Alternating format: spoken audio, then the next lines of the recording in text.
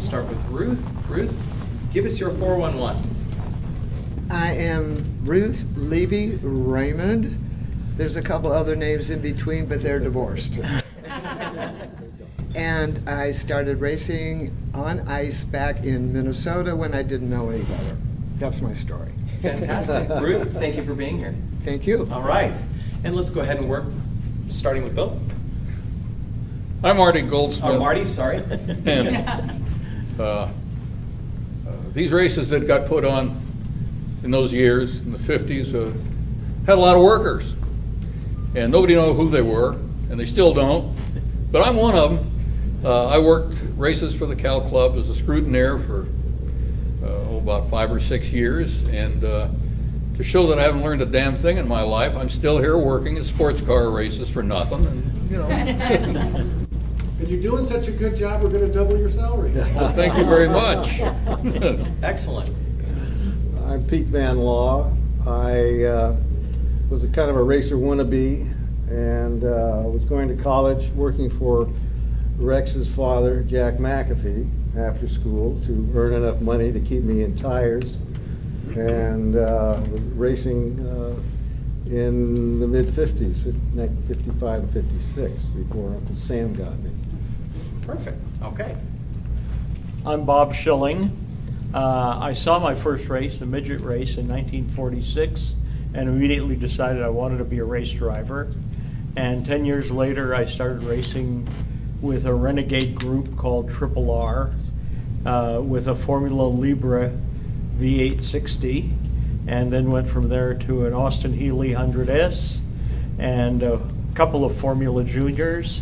And then after a gap when I was basically broke for about 11 years, I was able to drive somebody else's car, a Formula C Italian Techno, and then a Formula Atlantic Brabham.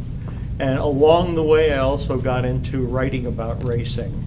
And for the Cal Club publication, the SCCA magazine, and then eventually for hardcover books. Excellent. Very good. And they weigh 400 pounds. It costs a lot of money. And they cost the same. 30 years in the making. Okay. Next. I started sneaking out of the house at night to go see an MGTC that was in a shop window. And this is right after World War II. And my brand new wife woke up and discovered this activity of mine and thought that I had a girlfriend. And I had to drag her out of bed. That was much later, by the way.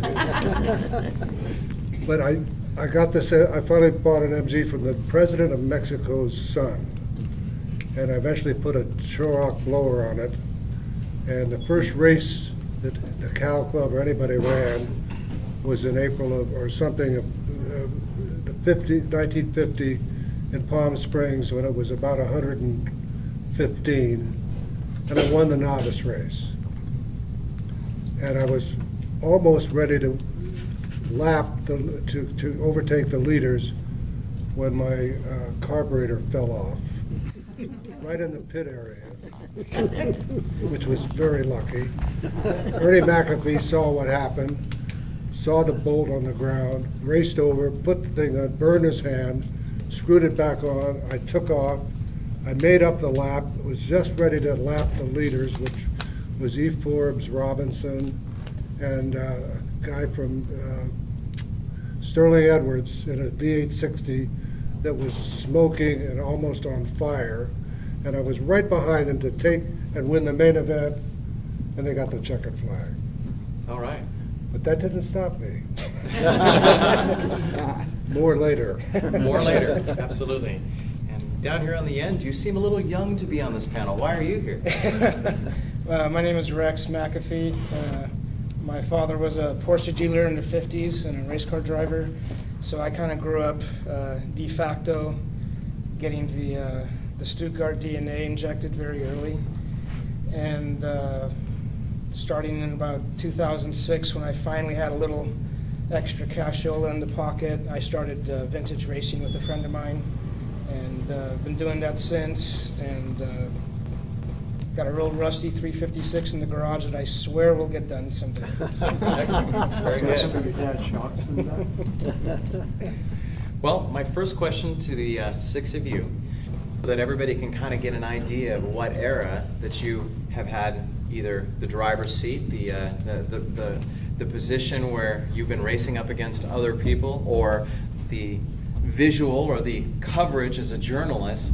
What era were you primarily focused on, or did you primarily focus your career, and what drivers were you racing against, or you were witnessing, or you were covering journalistically? We'll start back on the end.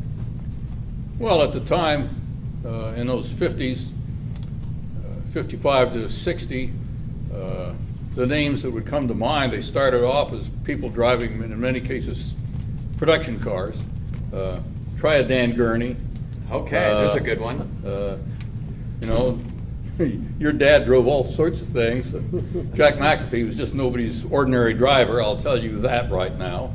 Bob Bondurant, whose name is still in the business, you know. There was a fellow named Kenneth Henry Miles, probably in Europe underrated, not underrated here. He was one of the best Porsche drivers you'd ever want to lay eyes on, and ended up, he really won Le Mans. I don't care what the record book shows, but those were the kinds of names there were, and we saw them 10 weekends a year, up close and personal, and nicest people you'd ever want to meet. Well, let me ask you something. You were a technical inspector and a scrutineer. Did you ever bust anybody famous? Oh, we found a few guys that their head studs were a little too long, and we knew somebody had shaved something, you know, things like that. Or they'd come in and a wheel would fall off in your hand virtually. But, yeah, sure. But we weren't looking particularly for cheaters. We waited for somebody to challenge. Excellent. Unless you saw an outrageous modification. But mostly it was safety. And let me tell you, those cars were none too safe. They were not very good cars. Well, you were really, really young in the pits with your father, and so I'm sure it was very impressionable to be around some of these very, very famous names. So give me some names of people that you rubbed elbows with that gave you rides in cars way back then. I kind of grew up as a little kid in the IMSA era, so you know my first experience, which is way past this whole generation, was in the mid-'70s at Laguna Seca when the paddock was still gravel, and I got to know pretty well Hurley Haywood and George Fulmer, Danny Angias. Those names are like my heroes, just because that was my generation. Excellent. Okay. Hey, Ruth, I'm going to pick on you for a second because I know that you've got some great stories. Give me some famous names and how you know them and who you were racing against back when you were in your heyday. Not to say that you aren't already and still in your heyday, my dear. What was that? You're still in your heyday. Yeah. For one, I was Jack McAfee's teammate when John Edgar took me on. And I met John and Carol Shelby at Willow Springs, and my reason for being there in the first place was my first race at Bakersfield in California, where I got beat out. I think it was Mary Davis in what I call the biggest roller skate ever made, was a Mercedes 300 SL. Okay. Anyhow, so I did well at the race. I got into it about not being able to race with the men, and we took care of that in short order. Excellent. So my teammates then became, and the reason I was at Willow was to follow Skip and Dan and learning the corners at Willow. And there was just the three of us out there, you know, and you all know Willow, and if you don't, you know, it's a must. Oh, and Yeah. we're going to talk about Willow because we happen to know that there's someone on this panel that might be able to have a little discussion about particular corners. Who would that be? Who would Let's that be? I can't imagine. Let's continue on with the question. Let's go ahead and ask this very dapper gentleman right here. So give me some famous names that you rubbed elbows with. Well, when I was in the Renegade Triple R, Okay. the star, because he had the most powerful car was Bill Kraus. Oh, Yes. okay, there's a And name. then when I was started racing the Austin Healey 100S, our class was mixed in with the Corvettes. So I got to watch my rearview mirror looking for Bob Bondurant and Dave McDonald and Dick Goldstrand. And then in Formula Junior, the one who went the farthest among our bunch was Lothar Motschenbacher. Okay. Excellent. Was it Morgan? Yay, Susan made it. Bill? I don't know if you've heard of him, but Phil Hill and I Phil became the world's champion, Morgan? and he and I became very close friends. He was an SC guy. My late wife was from SC, so we got together and at Pebble Beach, which at the second Pebble Beach, I was in the Allard, number 14, which, and Phil was in it. Excuse me, am I interrupting you? Yes, you are. Phil and I had a really good race, and there was one place, and I had a good strategy. I was on the pole. He was right behind me on the inside, and we were playing 1 and 2 for the entire race. There was one place on the course which was called a hairpin, and I would make the Ferrari come down to its first gear, its stump pulling gear. I just kept the Allard, slowed it down, slowed it down, slowed it down, and I could hear the Ferrari behind me, you know, until we got to the corner, and then I would just come around, and then the Allard had a 6-liter Cadillac engine with enough torque to just rip the concrete right out of the ground. And I would just take off, and the Ferrari would disappear until we got all the way around again, and then he was right on my tail. Now that was in the 53 race. Same thing in the 54 race. He had a bigger Ferrari, and I did the same thing to him. And later on, I interviewed Phil, and he says, you know, that was a crooked car. Would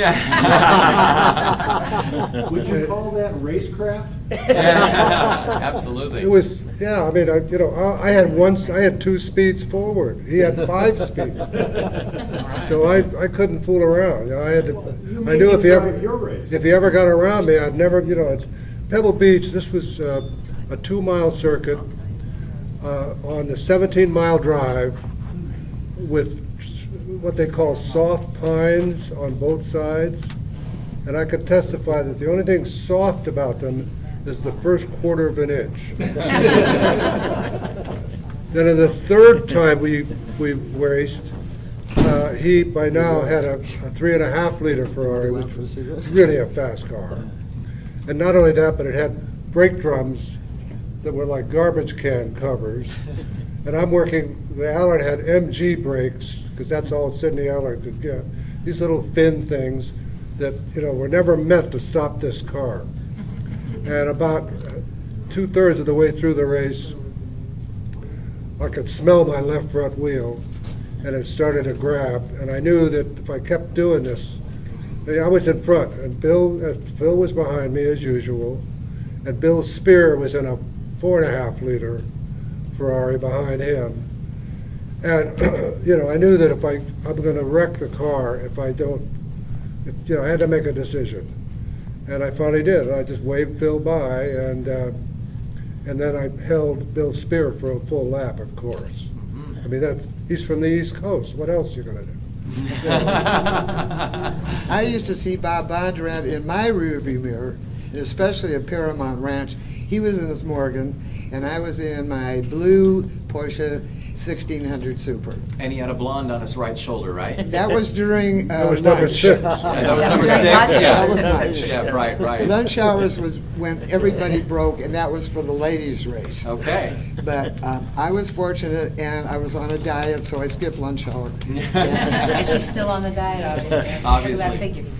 Hey, Pete, last but not least, famous names that you raced with, that you rubbed elbows with? Well, I rubbed elbows with, of course, with Rex's father, Jack, because I worked for him. And, of course, Phil Hill was a hero. I mean, at that time, he was still a young guy, just getting started, but you could see that this was an up-and-coming guy. Bill doesn't know this, but I raced against him. I was on the same track, where they put it that way, at Santa Barbara. You were in an Alfa Giulietta, and I was in my MG, and I think you lapped me twice. No! Something like that. Very good. But Dan Gurney and Skip Hudson were two other guys. In fact, talking about Willow Springs, Rolf Wiederich, I don't know if that name means anything to anybody, German mechanic who'd been with James Dean when he was killed. Rolf was a friend of mine, and I had taken delivery of a 356A coupe.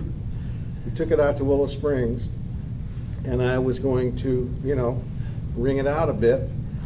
And I remember going through the turn 8 and 9 complex, and I'm really manhandling this thing, and on the outside of the turn is Skip Hudson and Dan Gurney in an Alfa Giulietta, and they're laughing and talking, and just, it's like a Sunday drive. that sort of put me down where I belong. Well, I mentioned that I looked in my rearview mirror for those guys in the Corvettes, because I would calculate before the race that they would lap me twice. And so I was looking for them, and I didn't want to give them any problems. And the one I remember that I think was the best of the Corvette racers, when that was the most popular class, was Dave McDonald.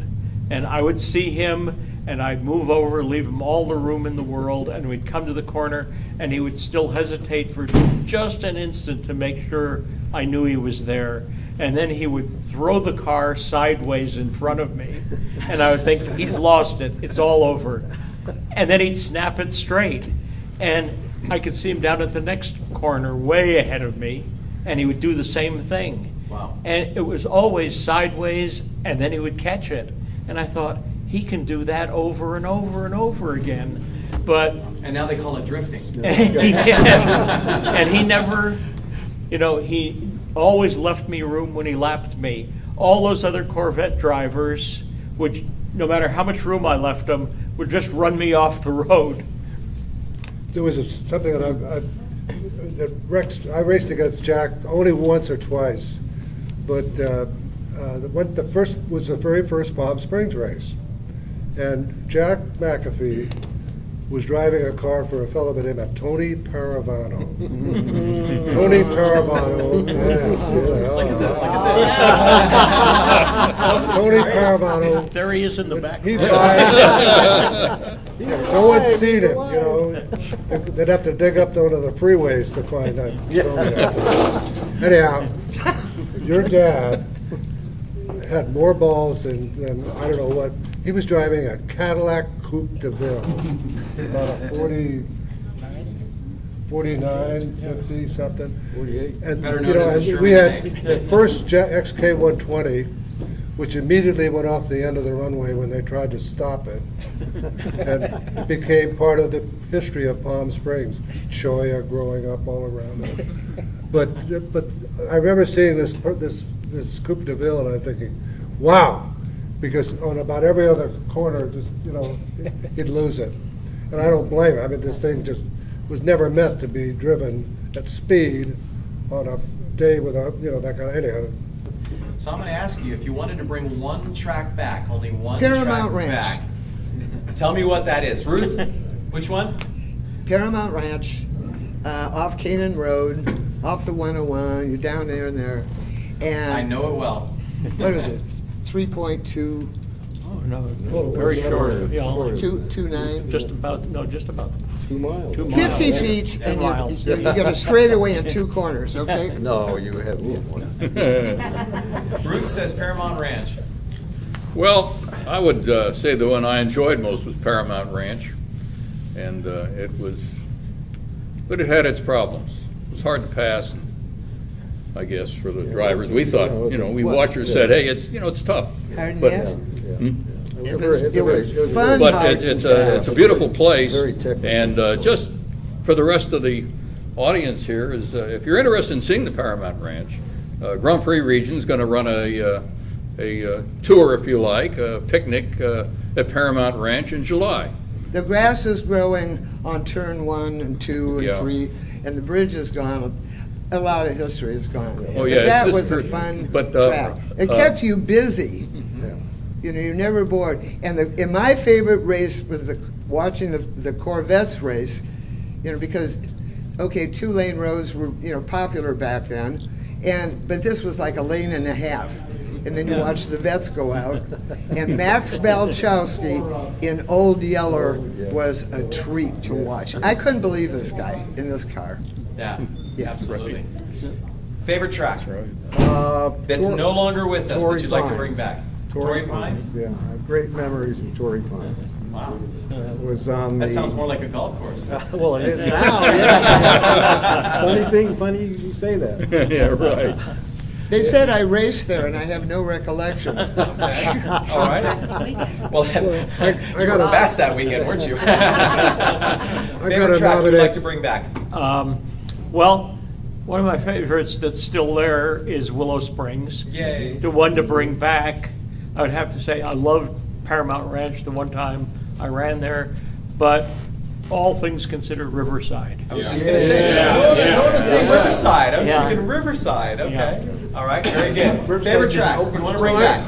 Pebble Beach, and the reason I say Pebble Beach, it was a beautiful venue. I mean, there's never been anything even close. But I'm going to repeat a brief conversation I had with Carol Shelby just about 6 months before he died. We were talking about Pebble Beach, because Phil Hill, Carol Shelby, and we cut up 6 races, pretty good. And it was the beginning of racing as you and I know it around here. It really kick-started little stuff into, if you go to Monterey and you don't have a reservation now, you'll never get in, because there's gonna be about 8 million people there, and they all have red cars. Yes. Maybe one doesn't. But Pebble was really something, and of course, Willow, I have a particular Well, you connection designed it, with. Particular didn't you? interest. Weren't you involved in the design? Oh, I'm going to go there. Oh, don't go worry, there. I'm going to go Please there. save it. All right. Hey, Rex, what would your dad say? He thought Pebble was a little bit dangerous, and so he would probably say Riverside. One of you up here wore a very interesting chemical on your driving suit to stop flame from occurring. Can somebody up here tell me what chemical was actually applied to your driving suit before you actually knew what it was? Baking that was- powder. Baby powder? Yeah, What else? dip it in baking powder or one of those things for cake making and hang it out on the line and dry. And that was about the extent of it. What other flame retardant chemicals were put on suits in order to keep it from burning up? Mosquito spray. Yep. What else? Boric In acid. in Boric Minnesota acid and is the one I'm Elkhart looking Lake. for. Yeah. Can you believe it that you would be sweating yourself in boric acid to stop? Yeah, absolutely. How about helmets? Talk about helmets back then. I mean, Leather. the early days. Did you have a helmet? Yeah, eventually. Was it made out of We an had, old football? we had, stuffed we hand? had, we had Cromwell helmets, which were the Cromwell, best I remember looking, those. and they'd kill you quicker than anything. But they were good looking, No, I must say. the fashion statement was the Herbert Johnson. I had a Herbert Johnson. When I first got it, I thought, holy. They were shit. nice. Well, yeah, Yeah. but they're made out of, it was made out of. Paper mache. I think it was made out of paper mache. Out of linen. Yeah, yeah, the linen and, yeah. Yeah. Linen and glue, yeah. You could poke your finger through Pretty it. much. Soaked up the blood. Somebody That was sold all. my Cranwell out of the seat of my car, and I said, good. How about shoes? What they make you wear for shoes? What did you choose to wear for shoes? You had to have shoes. I didn't, You I had to ran have out of shoes. shoelaces. My dog, I had a white German Shepherd, and for some reason, he nailed all the left shoes. I used to wear high heels. You know. And then he chose to pull out the laces of my one pair of tennis shoes. So I resorted, and this was just about the time Converse was coming out with Velcro straps. I used duct tape. And that was That was the shoe. Yeah. I'm an old bicycle rider, and bike shoes were wonderful. They were what Yeah. car racing shoes. Yeah. But Yeah. bicycle shoes were perfect for driving. But I have a story. I still have some red Pirelli golf driving shoes, and I was in Paso Robles Paso Robles, and I used them just to drive up north when we were going up and back because they were just great to drive in. And my wife and I walked into this cowboy kind of a coffee shop, and then I remembered the red shoes.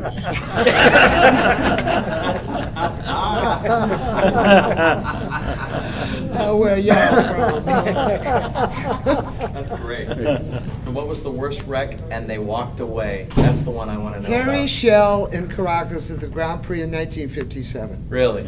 Tell me about it. Denise drove the first 2 hours, and it was my turn around the lap to do my laps. And I came around, I'd been around the track, it was a freeway through Caracas, and I come around, and Harry Schell was standing in the middle of the track. It looks like a tiki torch.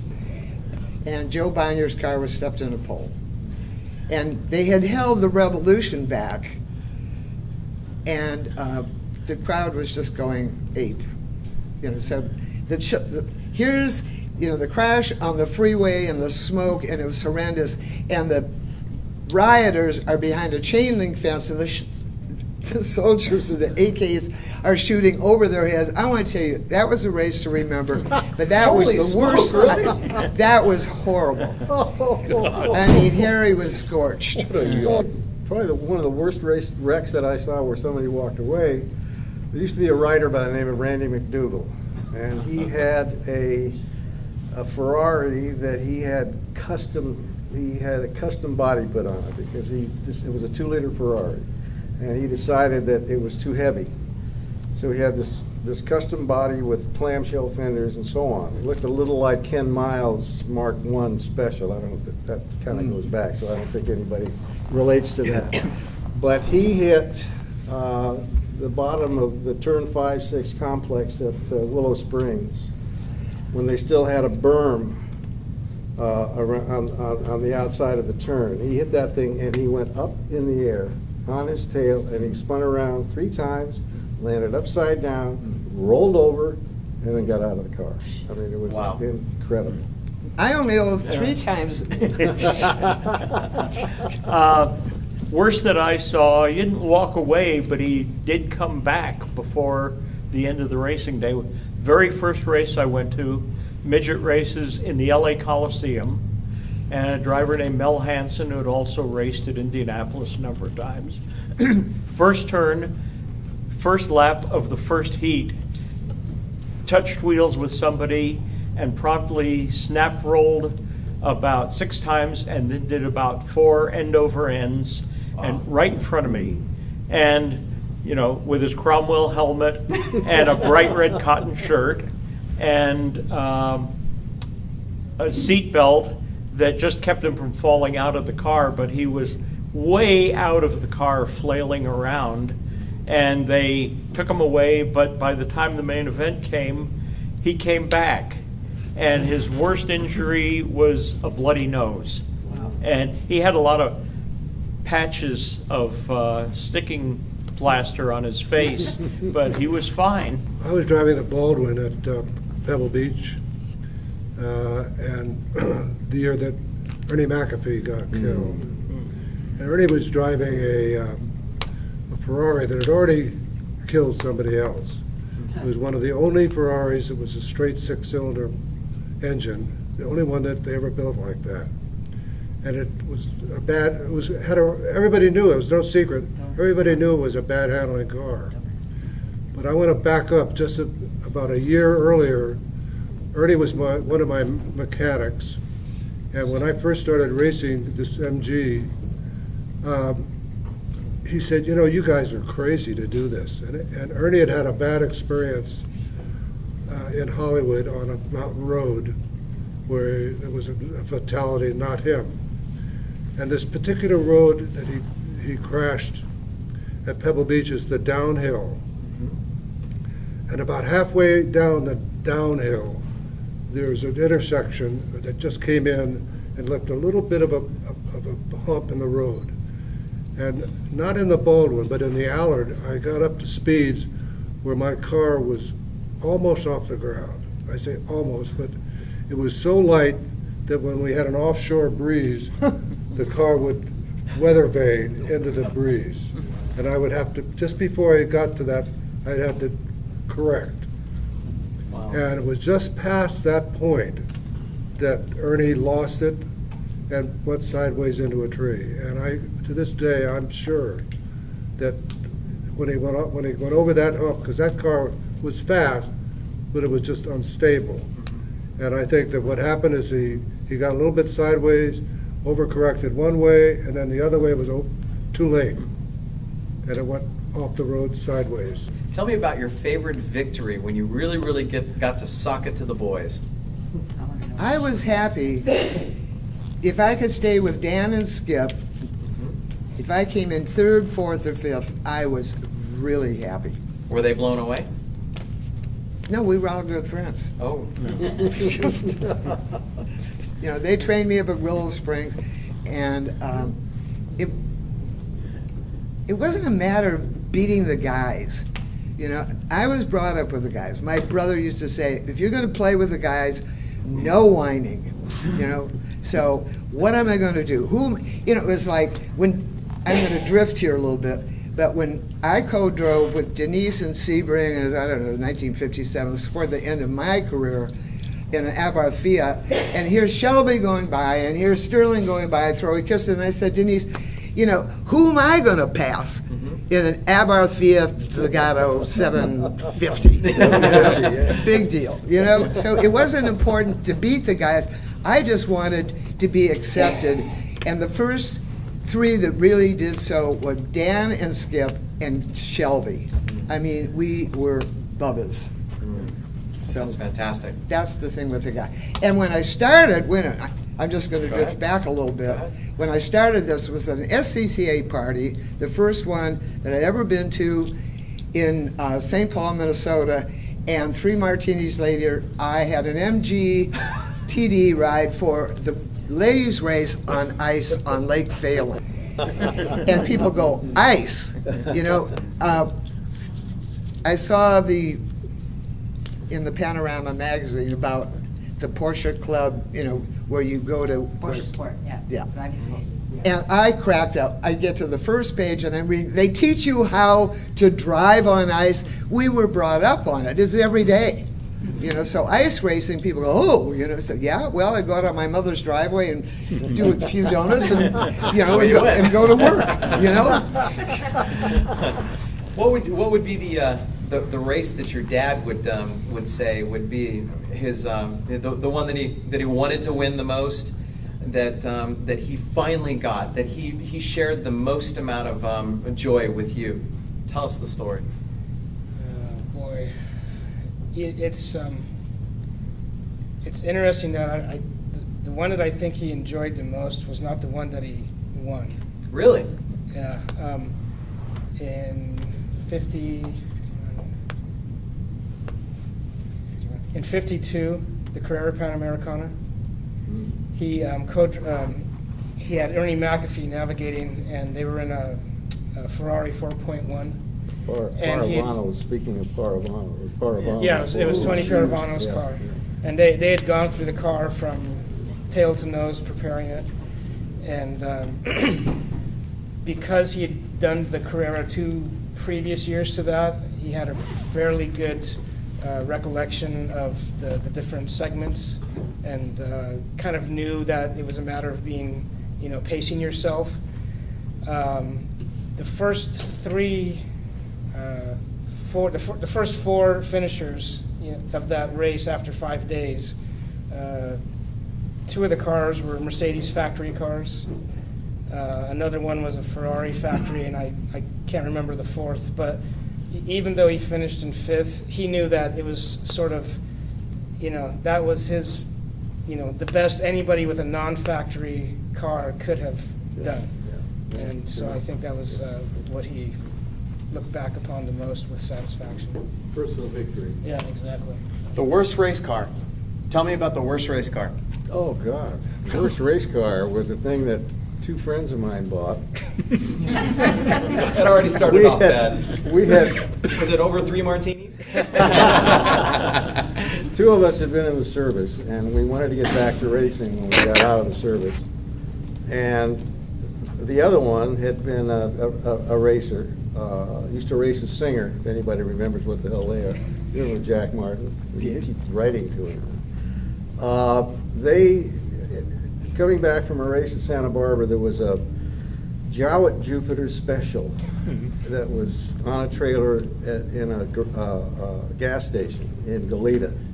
And they stopped, they looked at it, and they said, this is it. They bought it. It had a Victress fiberglass body on it. It was the slowest thing in the world.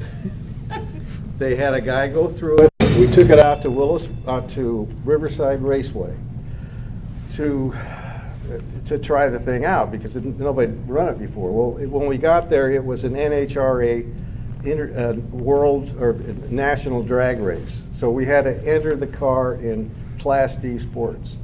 Nobody had ever entered a car in Class D sports in the NHRA before.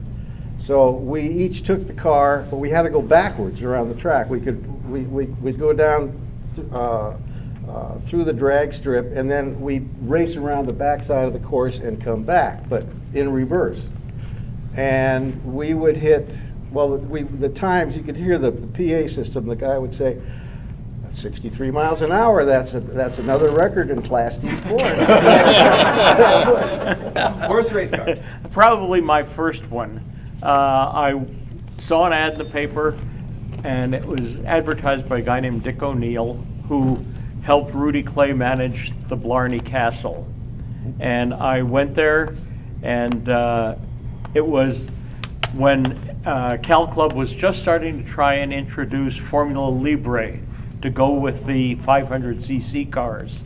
And so he said, this is a Formula Libre. Well, what it was a V860 midget built in the middle of the 1930s. I thought you were going to say the middle of the night.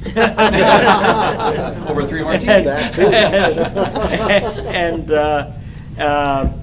it had been fitted with a 3-speed Ford gearbox and enormous hydraulic brakes, but it was a very short wheelbase. I never figured out how to get the wheels off.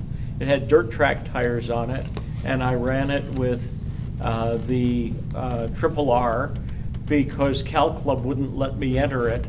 The president of Triple R was Yeah, you know this who's guy. talking Yeah. And so I've never forgiven him. But it was really a good car to start with because it couldn't really go fast enough to get me in lots and lots of trouble. But there were all sorts of bizarre things that people had hung on it. It had raced with somebody else at Palm Springs before I got it, so it was a road racer of sorts, but I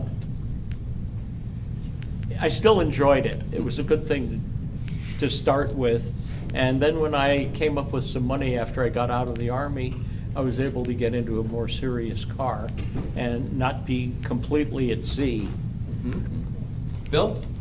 You were born in 1925, so if I do the math correctly, I believe that you're the one that is, how should we say, most senior on this panel. So you must have the worst race car and know exactly what it is. Well, I know what it was. I had to refresh my memory in my book.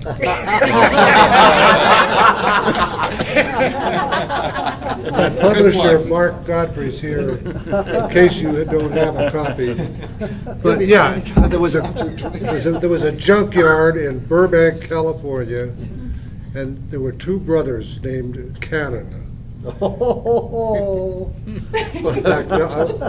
rest my case. They built a car out of whatever they couldn't figure out what it was, and it was the heaviest, strongest machine that's ever been put together on the planet. In my book, I describe this car, and I say you could throw it out of an airplane, and you probably have to put a little air in the tires before you raced it. Wow. It had a Jimmy Diesel engine. Really? Because that was the heaviest thing they could find. This, and it was ugly, just ugly, and yeah, I think it was really ugly. The worst Could race I, car. could I just say Absolutely. a couple of Yeah. words about the reason I was laughing about Cannon Brothers? When I was working for Rex's dad, I used to take parts over to the Cannon Brothers to have the machine. They were like blacksmiths. They were like, right, absolutely. In fact, I had my first MG, I had, somebody talked me into getting a Canon cam. That was the big deal. You gotta get a Canon cam, okay? So I got the cam out, took it over to Ted. Now, here's a guy who's about 6'4" and always wears a leather apron. And he had a cam grinding machine, and he would literally take a pencil from behind his ear and mark the lobes. That was the profile that you were going to get. And when I got the cam back, I noticed that it was a series of flats all the way around. And so when I got it installed, it was quick, but it had two problems. It sounded like a threshing machine, and it used to go through cam followers in about a week because it would just wear them out. And then, of course, you couldn't adjust the valves from that point on. But that was Ted. He was marvelous You character. like that car, though, didn't you? And that shop is still there. It's still and there. still run by somebody from the Cannon family. Is it really? Yes. Still there. Yes. Would anybody like to ask any questions? Manny, can I put you on the spot? Our president for the Porsche Club of America, all the way from the East Coast. Actually, the gentleman right there with the hand up. Stand up. My name's Tim. What's your car? S2000. Dynamite. What was the biggest advancement that you felt during your time that you were racing? Repeat Anybody? it, please. I don't think What was it? I everybody didn't heard. hear the What is, I'm going to rephrase it if you don't mind. What has gotten best over the many years? The roll bar. The roll, safety equipment. Safety equipment. I would have to agree with that, absolutely. I How about never- tire technology? Tire We did I would technology? say tires because we never worried about safety. Yeah. You know, That's we true. weren't waiting for somebody to develop a roll bar. We weren't waiting for somebody to make a better helmet. We were racing with what was there because that's what we wanted to do. Shelby used to say we had no business in any of it. He said, I can't believe we made it this far. And that was about 9 years ago. Yeah. Wow, wow. Yeah, I think it was a make of car, and I want to say, and I'm not trying to curry favor, but I had one of the first Porsches out here, and I saw the development of that machine. Even before I owned one, I was in love with it, and the concept of putting the engine back on the back. And I love what the old man said. He said, when they asked, why did he put it in the back? He said, well, you can put it anywhere as long as it's light enough. And I've always believed that if you can make, that lightness was a key thing for cars, it still is. And anyhow, Especially I had if they 7 fall of on them. you. I love the car. But I think that it represents a tremendous development of engineering all the way. Fabulous All in question. Chapman's Thank you very much. Scott, I came in a bit late, but I want to know if anybody talked about turn 9 at. Oh, that's gonna- Springs. that's gonna be- Because there's people like my friend Dan Hockett over there who happens to like turn 9. But there are so many people that say, God, that turn 9 makes me nuts. And I know that Mr. Pollock here had a lot to do with that track, and he has Oh, comments Willow. on turn Yeah. 9. So Which it's a turn 9? controversial Which turn. track? Well, It's at Willow Springs. Willow Springs, big one. I'll be very brief. I was president of the California Sports Car Club, and a guy in bib overalls walked into the office and said, would you guys like to have a place to go racing? And I can't even tell you what I said. But he said, okay, if you want to, be at this, and he gave me where it was, in Rosamond, California. Be there tomorrow morning at 8 o'clock. And so I called a friend of mine, John Hart, who was one of the Lone Rangers. He wanted a place to tie his horse. Yeah, and we were there at 8 o'clock in the morning, and Harold Matheson was the man, who was one of 4 guys that owned bike shops and motels and motorcycle shops that owned Willow Springs. And he said, "This is our property." And he pointed out the boundaries. And he said, "And this is my pickup truck, and it's full of stakes. And there's a hammer." And he says, "Go ahead and mark off the course." I got in the truck, and I drove it to the highest point that I could get in this truck, and that's when I pounded the first stake in. And I gave the truck to John, and I started walking, and I walked the whole course and pounded a stake in whenever I felt I needed one. And that was the way we started it. And then Harold borrowed a road grader, and within a couple of weeks he had scraped out and radiused the turns using a couple of 500 feet of rope. But that's what, we didn't have surveying equipment. So the turn 9 started out as a 600 foot or as 900 foot, I forget, whatever, it's a button hook. And the reason is because he ran out of rope. There you go, guys. You ran out of rope Wasn't in the my 50s. fault. I run out of room in turn 9. I had a friend of mine, Fraser McMillan, and those of you who are old enough may remember an oil company called Macmillan Ring-Free Oil. And his father was an old Scotchman and tough as nails. And Fraser talked him out of a tanker load of what's called desert mix. And this is kind of a thick, terrible byproduct of distillation that won't work on anything else. You pour it on dirt, you mix it in and you roll it, and it makes some kind of a surface that is awful.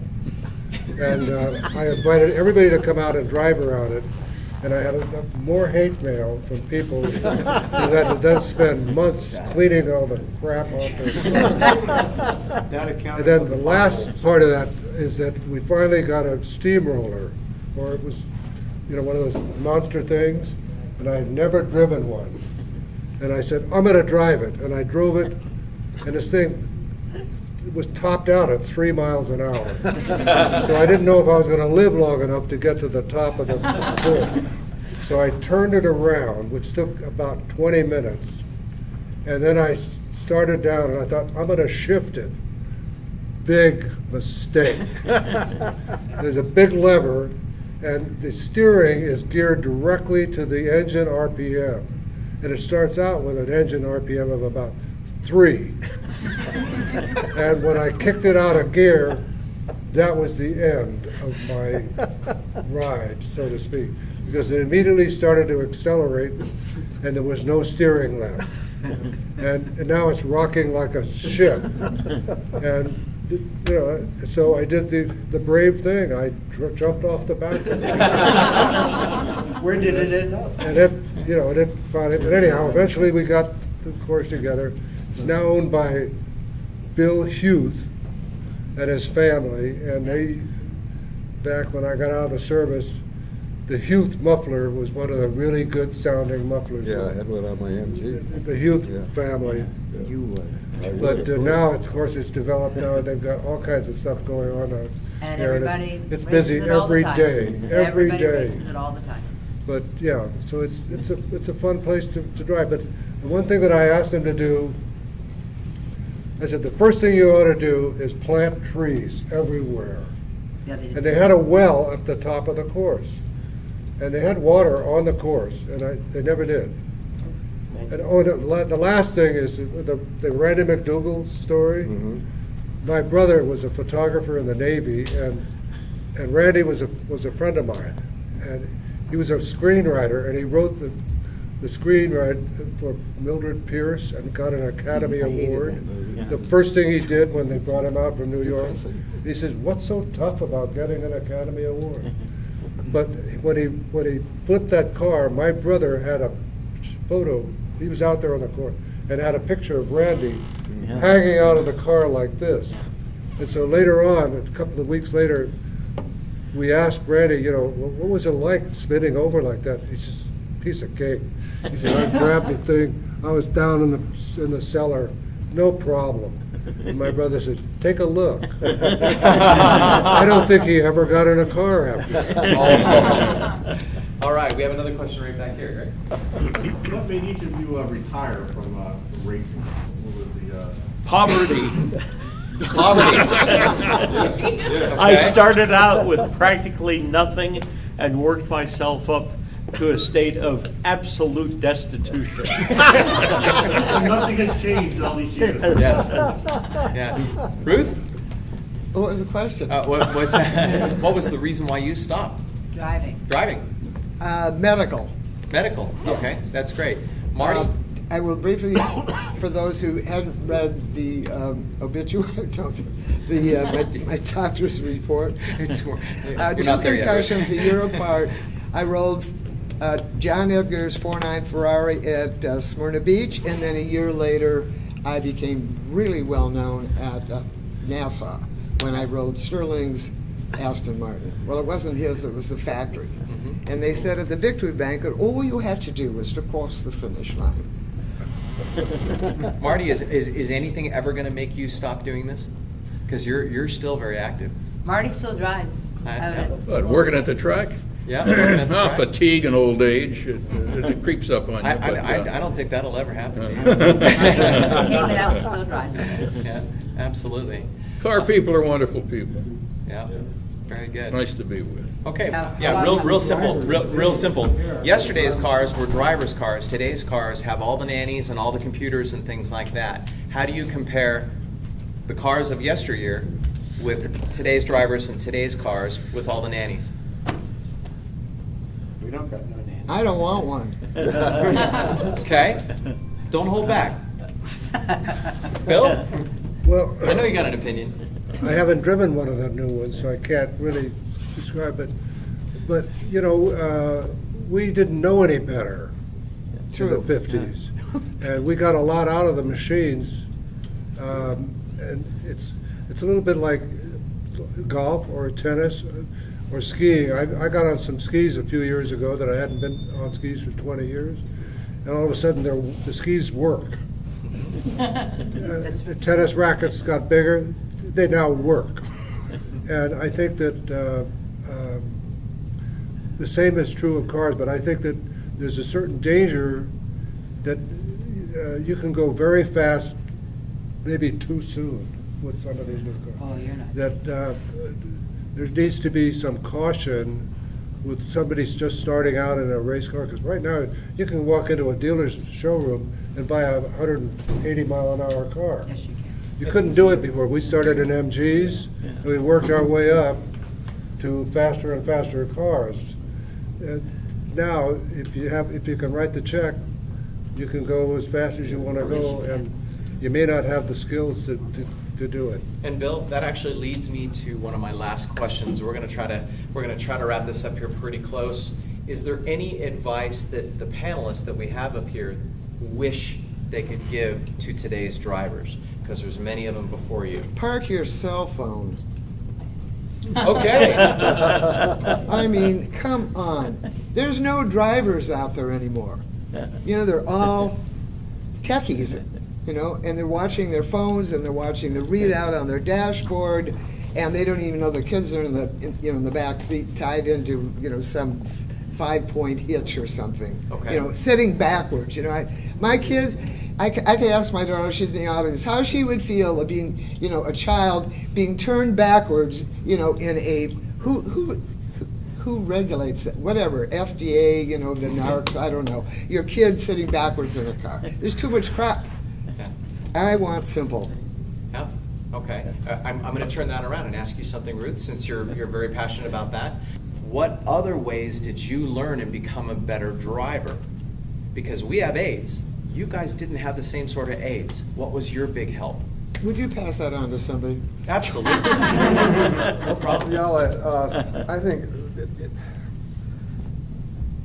when I went to driving school, which was long after I quit racing, There you go. I went to Danny McKeever's school out of Willow Springs, and that was a revelation. It was a real revelation, because my introduction to racing, my first race, a novice Cal Club race in Santa Barbara, I had my pit next to Jack McAfee, and Jack and Harry Jones, his good friend, were sort of helping me. And their advice was, follow somebody. And that was it. Just follow somebody and Yeah. do what they do, and stay out of trouble. That was my introduction to racing. That's it. Yeah. Good advice. Good advice. All right. Go ahead, jump in there. Hi, my name is Michael Kristen. What do you drive, and Michael? When I was in high school in the early 60s, I managed to scrape together $550 and I got myself an MGTD with a big a big dome on the side for the carbs on the 1500 that they stuffed into it. And for those of you who drove wooden MGs, I'm just wondering, how fast did yours go? Because I never got more than about 85 out of mine. Well, that was way faster than I had a 1500. 70. Yeah. My TC with a blower, Or geez, 72, 1100? 73. It was, yeah, whatever they were, it was a 47 TC. Well, I had some experience with a friend's TD in which he had installed a 169 cubic inch Studebaker Champion engine gearbox and rear end, so he could go faster. I sold the Champion to buy the MG. And it was really good because it had all that torque. The only thing was that it had the same old MG brakes on it, so you could go very fast.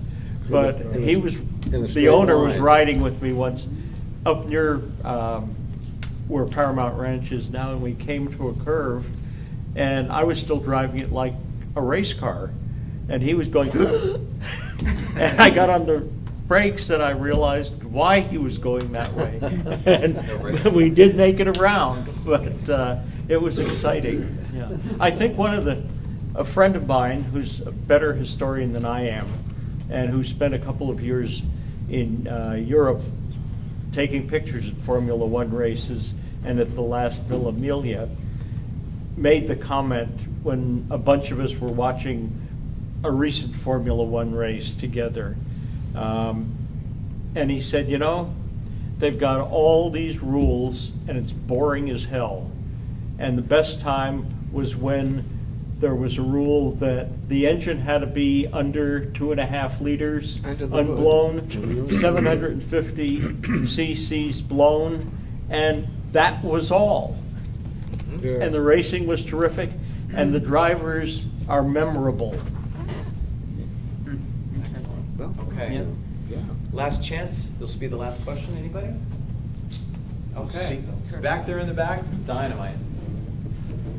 What is the most current car you have driven around a racetrack? Next question.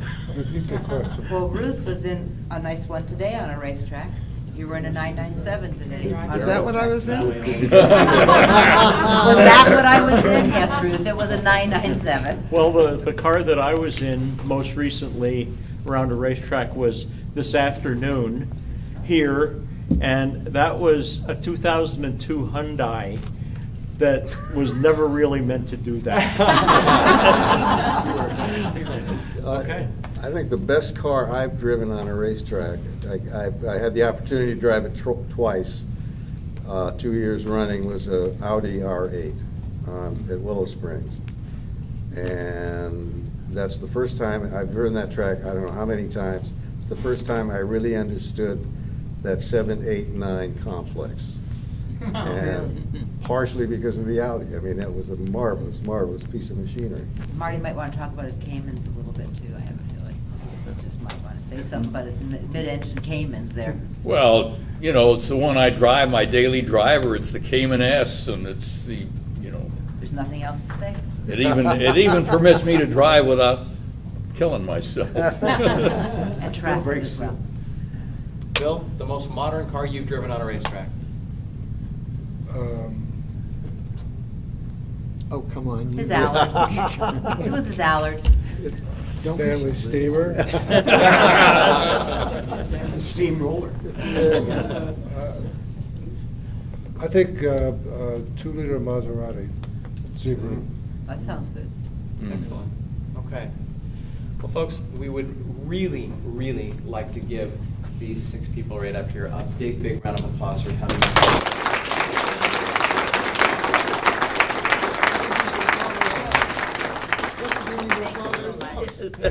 My name is Scott Mann. I'm your Chief Driving Instructor for Zone 8. It has been a pleasure. I was Thank you, thrown Scott. into this not knowing very much about you. I have learned so much. I wish to learn even more. I'm actually going to be buying your book, Bill. I just want you to know that. So I'll go see your publisher. I'll make sure that happens. I want you to know that to I the wrote a rest book of you, too. I believe the dinner will be served here very, very shortly. So thank you guys very, very much. Enjoy.